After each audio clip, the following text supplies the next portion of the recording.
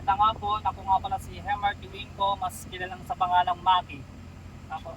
Shoutout nga pala sa Santini Boys, kay kumparing Adro, kay Hermie, kay Julius, yan po. Kung gusto nyo mag-add ng code, PM mo si Sermon, legit na legit. Wala na kayong hanapin pa. Kung tingin nyo scam, hindi to scam, legit po. Yan, salamat sir, sige po. So ayan po si Sir Hermark.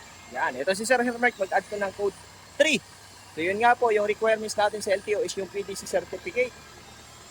Yun, shout out sa company niya na Santini Food daw, Santini Food. Yan. Kay Sir Andrew Alday, shout out sa iyo sir. Maraming salamat po sa mga binibigay mong mga estudyante. Yan, ayos to yun si Sir Andrew.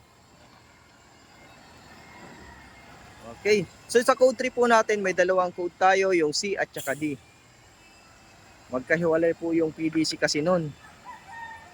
So sa code 3, yung C ay para sa straight track at yung D ay para sa bus. Ito naman yung para sa code 8 namin, yung trailer. Ayan naman si Sir Benjamin, nagti-trailer. Ayan o.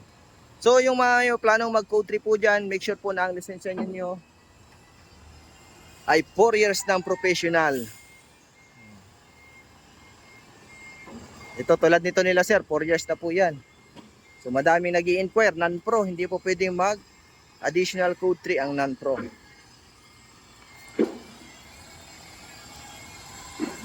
So parallel parking gagawin nito ni Sir Hermark. So follow nyo po pala yung aking Facebook page and TikTok, sa YouTube. Pwede nyo i-search yung PDC by Sermon. Yan. Then yung mga gustong pumunta dito, hanapin nyo lang po ako. Hanapin nyo, sabihin nyo lang kay Sermon. Alam na agad yan.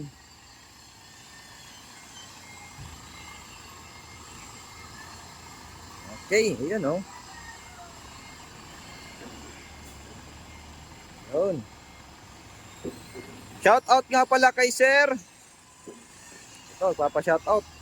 Julius. Oh, yan. Sumido. Mga kasamahan nila to. J-Mart. Bating. Yan, shout out sa inyo po. Yan, ayos. Okay, sir. Yan, oh. Okay, so yun po. Yung mga gusto mag-add ng code 3 at code 8 PM lang po. Maraming salamat po. And God bless po sa inyo lahat.